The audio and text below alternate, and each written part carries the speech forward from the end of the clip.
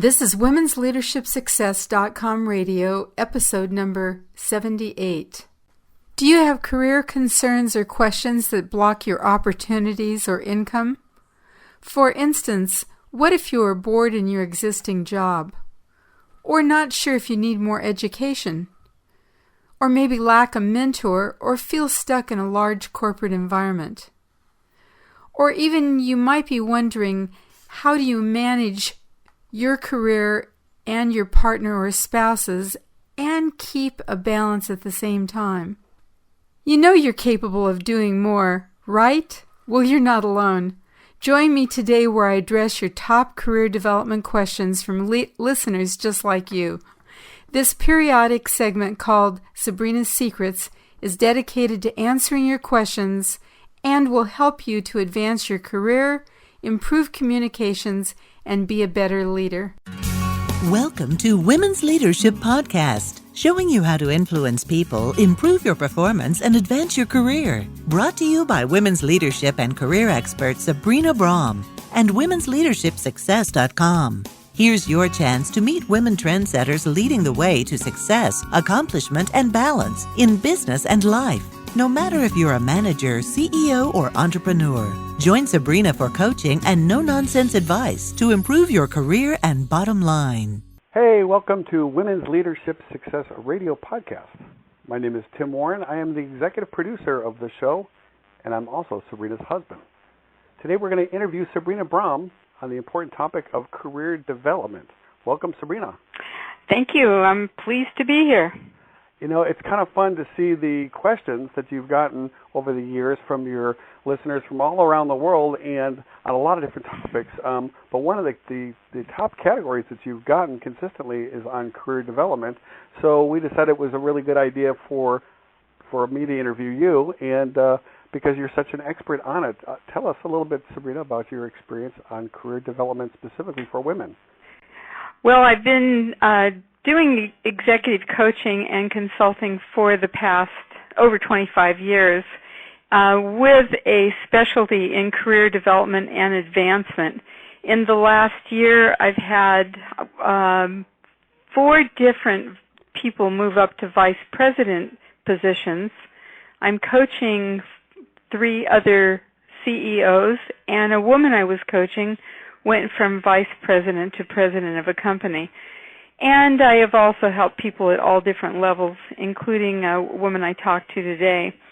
So it's something I feel a lot of passion about. I really feel like there's so much that each woman can do to improve her career possibilities and just her enjoyment of her career.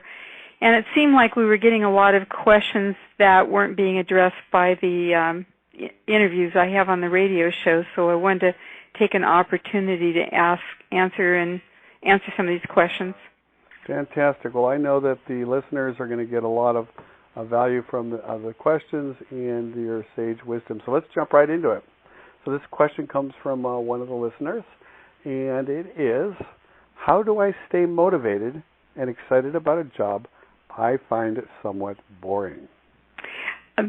That is a really good question, and I'm sure there's a lot of people in the audience that want to know how to be motivated or what to do when a job is boring. And the first kind of obvious question is there another job you could take? Is there something that you would find more interesting that you could do?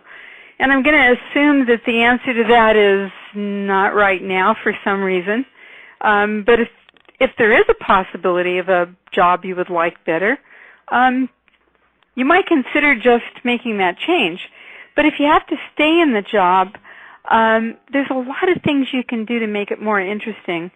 25 years ago, a psychologist wrote a book called The Psychology of Flow. His name was Csikszentmihalyi. And he found that people that were happy could find a way to take the most boring activity and make it enjoyable. And one of the things they did was they kept finding different ways to think about what they were doing so that they increased their enjoyment of it.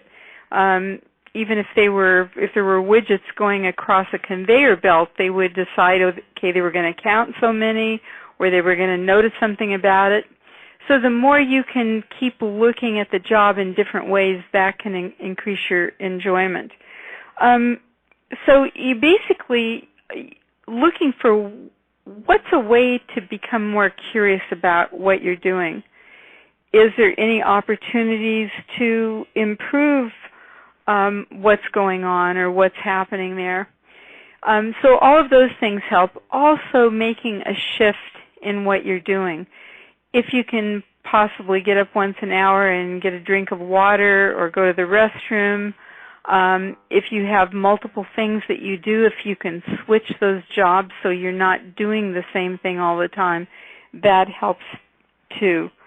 And the other thing I want to say is, assuming that this boring job is a stepping stone to a job that you really want to do,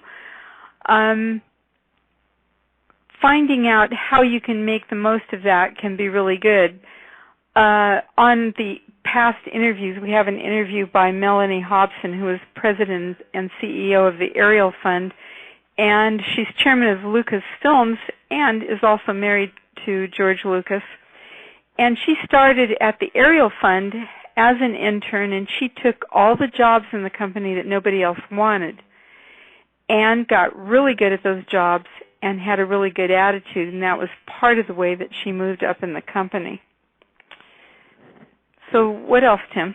Fantastic. Well, you make a really good point that it's hard to have your people that you're working with see that you're eligible and excited about moving up in the career if you're acting boring or you're not participating. So your points are really good ones. Just be excited and move ahead and do what you can. So on that, kind of continue on this topic. Here's another question that's along these lines. So, how do you know when you need to move on to advance your career, or when you should be patient and grow where you are? Well, with that question, we could say there's a hard way and there's the easy way.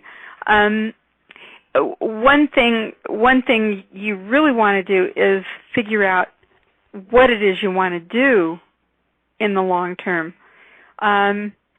If you're not sure, you want to find out, and we will be talking about that more in other shows in different ways. But assuming that you know your long-term goal, it's very, very helpful to do shortcuts with that, and that is to have some people you can ask about that. So if your boss is somebody you can talk to, if there's somebody at the company, a woman or man that is really somebody you're comfortable with, that you feel good about sharing your long-term goals with, and asking them, is this something I should learn more about, or is there something else I should be doing that would help my career? Do you have any stories or examples of I know you've coached so many people over the years. Do you have any stories of someone who were kind of facing that same decision, whether to stay or to go? Well, I think about, I had a woman who had been a supervisor in a company for 10 years, and she had not been promoted in all that time, even though she'd gotten the highest ranking that you can possibly get in that company. And she'd become very discouraged because she hadn't been promoted.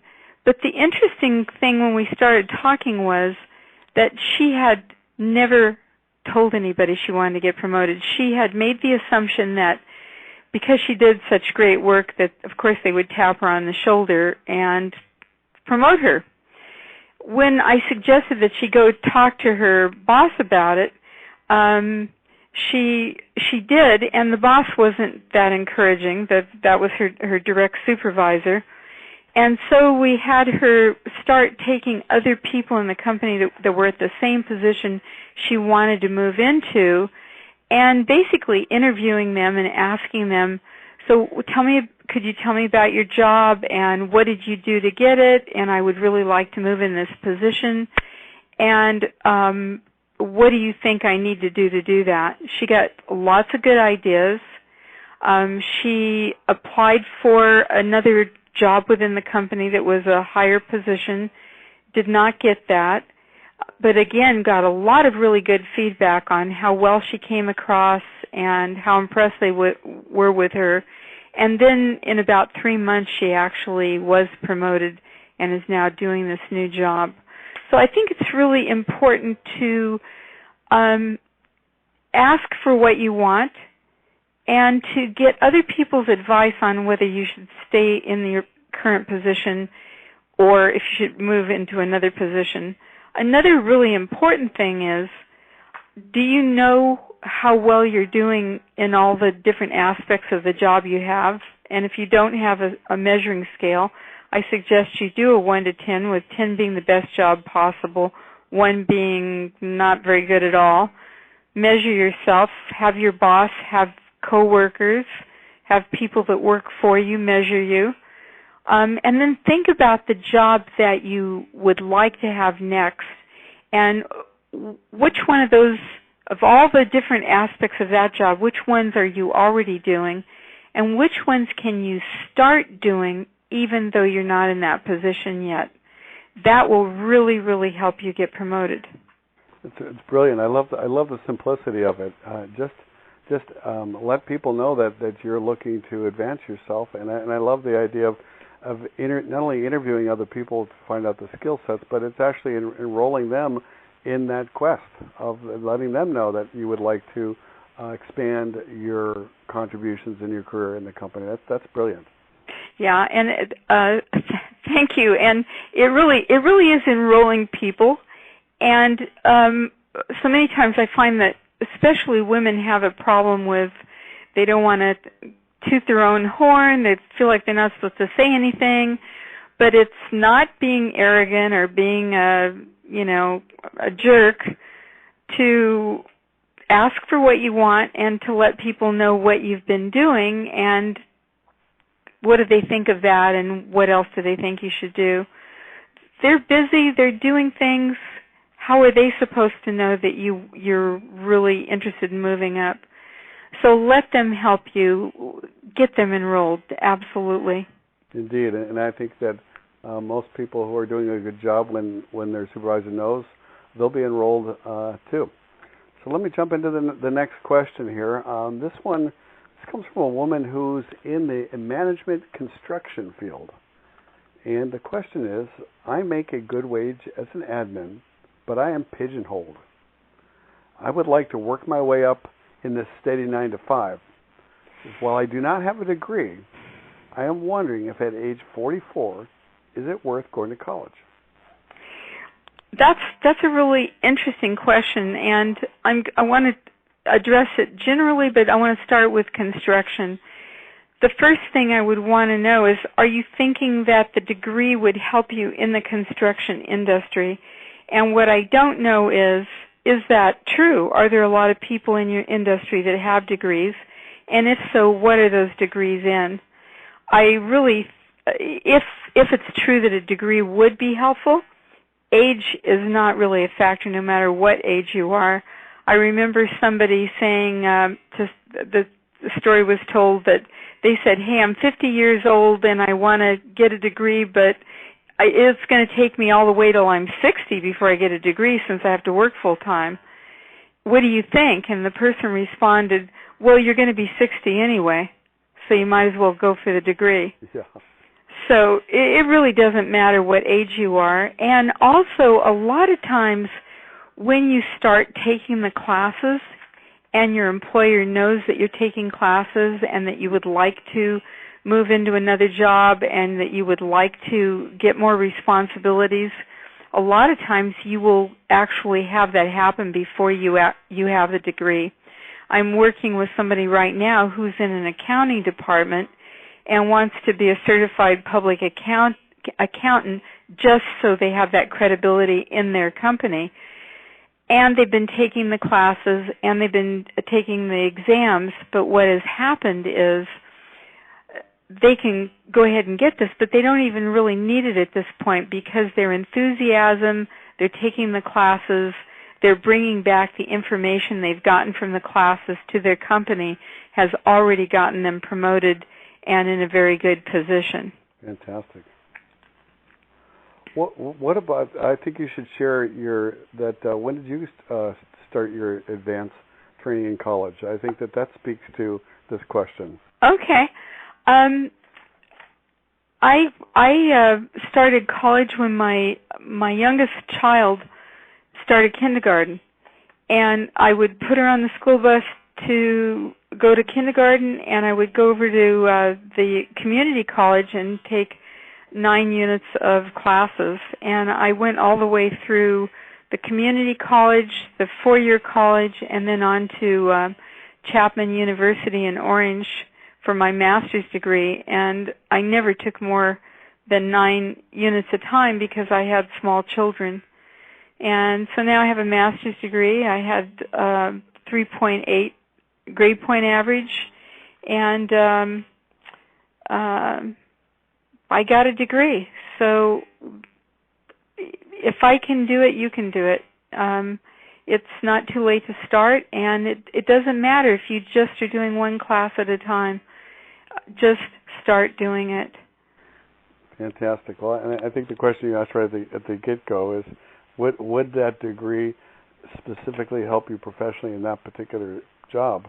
And I think that's a core question, and in many ways it certainly would. Let's jump into the next question.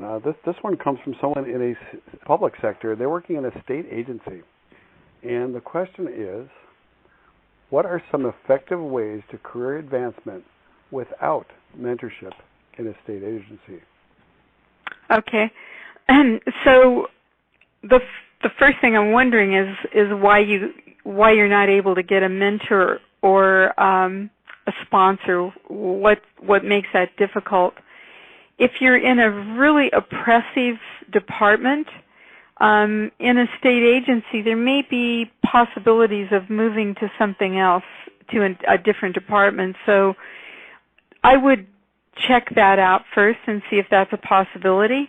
Also, look for people that are in the state agency that you admire. It doesn't matter what level they are, or even if they're doing something else in the agency. If it's somebody you admire that you really think is a role model for you, ask if you can have a few minutes to interview them and ask them some questions. And one of the things that's really powerful to do is ask a few questions, tell them thank you so much and for mentoring me, and could I ask you a question another time if I have one. See, sometimes people think a mentor has to be a really, like a locked-in special thing where you meet every hour, meet an hour every week or something, but it doesn't really. It could just be once in a while, and it's a really good way to do that. The other thing that you can do is attend conferences. This is a very powerful thing to do. Attend a conference in an area that you want to become an expert in, that you want to become more knowledgeable about the information. It could be one that your agency will pay for, or you might pay for one yourself. And attending conferences is really good. It's a good way to network and meet people, and it's a good way to get information fairly quickly as opposed to taking a college class. Reading biographies of people you admire and seeing what they did, and imagining what you would do if you were that person. How would you approach your job? What would you do differently than you're doing now? One of the things about a state agency and a private company too is that it is the concept of building your skill sets in various departments. And you may be really good at one department, you've got certain skill sets, but they're fully transferable over to the other side. And I've certainly seen you do this in private and in public sectors where you're helping them expand their capabilities and that network within the company, and that was definitely contributed to their career advancement and the value they were bringing, whether it's a private or public agency. So I think that is good. Can you just briefly explain to people? I would just want to make another comment before I go into the next thing, and that is that what I know about the people that are listening to this is they're really, really, really into their personal growth and their continuing education. And that is what's one of the most important things to help you to become an expert and to keep developing and growing your career. And our show is dedicated to your getting promoted, to your being the best that you can be in whatever you're doing. And every single show that is on womensleadershipsuccess.com has some kernel of information, some little jewel in it that will help you to be a better person in some way in your life or your career. So if you haven't listened to all the shows that are on the site, and I think there's in the 70s now, go back and listen to some of them because there's a lot of good advice there. And I'm sorry. So what were you going to ask me, Tim? No, it's okay. What you said was so good. I'm gonna spin off of that. Along that same line, since I've been engaged with this since concept, and that great advice you just gave as far as going back and listening to other shows, folks. On the not only if you're listening on iTunes, you can search there, but if you go to womensleadershipsuccess.com, and in the upper right-hand corner, there's a little thing that looks like a magnifying glass. Mm-hmm. You can search any keyword you want, and put it in there, and it will bring up blog content. It will bring up podcasts. It will bring up transcriptions. It will bring up other articles all about that topic.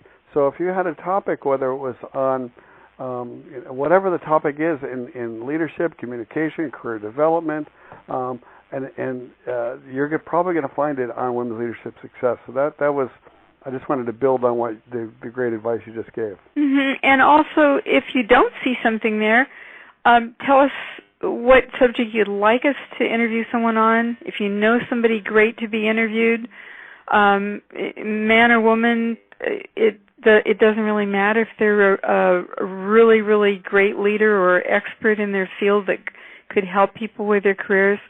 Let me know about that. We would love to interview them. And on that note, let's jump into a couple more questions here. We've got a couple more on this topic. This one is certainly one that you and I have dealt with. It has to do with managing dual careers among partners and spouses. So here's the question. Okay, well, so you can help me with this one, right? Yeah. Wait. Let me ask the question first. Oh. Okay. So the question is, how do we manage dual career situations where both partners and spouses work full time but yet want interesting, rewarding careers? Yeah, it would be nice if you had the person so you know what exactly they wanted to know. So why don't we both share some things that we think about this? The one thing that I think is really important is to have some time every day where you have a conversation, where you have some type of dialogue. Mm-hmm. Well, where and this can be hard if you have children. It can be really difficult. But whether you have children or you don't have children, it's really important to have some time where you're just having a conversation every day. It sounds like a no-brainer, but I talk to so many people that don't do that. It's absolutely amazing. Well, one of the things that we've done for, I don't know, was it 17 years now we're thinking, is that we read together every morning. And usually I'm the one that's reading and you're listening, and we've read a ton of books on all kinds of personal growth and spiritual and this and that. And it's a habit. And what we know is that because we're both self-employed, and we usually let each other know the night before what time our first client is. and a lot of the stuff we do is on the phone, and just setting that up. And so what we know is that making, so if you say, hey, my first coaching call is at 7 a.m., we're going to be up at 6, and we're going to know that we're going to be doing our lesson and by no later than 6:30. Mm-hmm. And mm-hmm. So that speaks to the structure you're talking about, the regularity, and ultimately we end up when we're done with that, if there's some kind of housekeeping on hey, I've got to be here, or I've got this client, or I've got this. So it's that kind of that, not only our relationship check-in, but it's also our giving the overview of what's important for us that day in our businesses. Mm-hmm. So, and we're both self-employed, and we work out of the house a lot. Both of our work is on the phone, although part-time Tim's office is Starbucks. So, this is, if you're self-employed and you're working out of the same house, some of the things. But the other thing we do with the reading every morning is we share 3 things we each feel grateful for, mm-hmm. and we share 2 or 3 things of what we want our day to be like. It might be how we want a meeting to go. It might be the kind of attitude we want to have for the day. And that, I find that very, very helpful. And for me, over the years, the gratitudes have really changed. When we started, it seemed like it was, it's like the road, there's like 10 things you're grateful for. And over the years, it has just so expanded. I'm amazed at how much more I notice that I appreciate my life. And I'm thinking that there's people out there listening to this, and they're going, oh gosh, I don't know if I could find the time to do that, or I can't get into that habit. Well, let me tell you, folks, you can. It's pretty easy, and you can do this whole reading and or whatever it is, or to check in with each other and maybe some gratitudes. 15 minutes, really. It's that simple. And it could be 15 minutes after the kids go to bed. Yeah. It doesn't really matter what time it is. We just choose to do it at that time for us. So I think the regularity is super key, and we're constantly working on it. But I tell you, we've read dozens of books over the years, and it's we work a lot together, and we have a great relationship, and it just keeps getting better. So thanks, Tim. So there. So I want to make one other comment on that, because let's assume that one of you gets home later than the other, or maybe they're on a trip, or there's some reason that it doesn't work out daily. What a lot of people do is they schedule a date night once a week, so that they have some time that's not just, we're all working, but some play time where you can have a conversation. So they do that, or they spend, if it's not every night, 3 nights a week, where they're just catching up with each other and sharing some of the main highlights of what each of them has done at work, so that your partner becomes part of that, of what's going on with you, and that helps your relationship, and you also have that support from each other as you do your work. Indeed, we often joke that we're cloning each other's skills. So over the years, just by sharing and brainstorming and getting a second opinion, I have become a master executive coach, and Sabrina has become a master tourism marketer. So there, that's what can happen, and you can have fun and have a great relationship.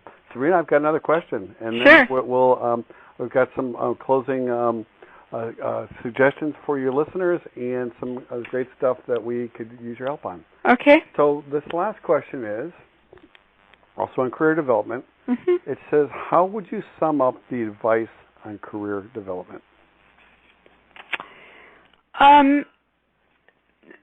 Well, from this, what we've been talking about, I think it's really important to have a commitment to your long-term, your continuous growth. And just that commitment is going to just open up all kinds of possibilities for you.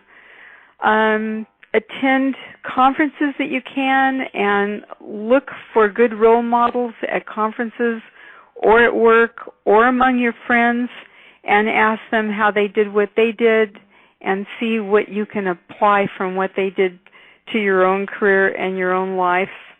And get clear on what your long-term goals are and keep working on those. And it doesn't matter if you're 20 years old or 50 or even 70 years or 80 years old. If you want to keep learning and developing your career, there really is no limit. There may be in the company you work at, but trust me, so many people are continuing to learn and develop, and you can do it too, and we're going to help you with that. And you have certainly done that over the years. I've been super proud of what you've accomplished and the people you've coached and interviewed and helped and thank you. We need your help, folks. This is where you can help Sabrina, and you can help us help more people just like you be better leaders, advance your career, enhance your communication. And what we would appreciate if you have a question, whether it's on career development or anything that you think that would be helpful to you or the listeners, is that go to womensleadershipsuccess.com, and below any of the podcast show notes, there's a place that's for comments you can submit in there, or at the top of the page there's a survey, and you can submit the survey, and you have an opportunity for open-ended questions there. It'll help us, Sabrina mentioned, determine who our guests should be and what should be the focus of the show. We've got a lot of really good questions, and that's really how we decided to do this interview today, and I think this will be one of many that we'll do over time, where we can tap into Sabrina's expertise and really laser in on some of your core categories. And as a bonus, by helping us, you'll get a chance to win a coaching session with Sabrina. We're going to do a random drawing starting the next show, and where we're going to award. Sabrina's going to coach you, and we'll read your question, and Sabrina will address it on every show on top of some of the great interviews she's doing. I think in closing, also your idea to go to the website and search and to look at and listen to other shows is key. And last but not least, what really helps us and helps other people just like you find the show is if you're listening on iTunes or Stitcher or wherever you're listening to the show, we really appreciate your 5-star review. Share, let us know. That helps us. It helps get us ratings. It helps us get more listeners, and the more listeners we have, the more we can help people. So any closing comments, Sabrina? I'm grateful for all the people that listen to this show. Thank you very much, and goodbye for now. Take care. Bye-bye. Did you like the show? If you did, I would really appreciate your help. I need more great reviews in iTunes or Stitcher.com. Every great review we get allows more women to discover the show and will help them succeed too. Please visit iTunes or Stitcher and subscribe to Women's Leadership Success Podcast. Also, I really appreciate you sharing my show with your friends and associates. And thanks for listening. Thank you for joining your host, Sabrina Braham, on another Women's Leadership Podcast. If you have questions or comments, you can email her at sabrina@sabrinabraham.com. Since 1989, Sabrina and her team have helped hundreds of women managers, business leaders, and entrepreneurs with valuable trainings, articles, books, and executive coaching.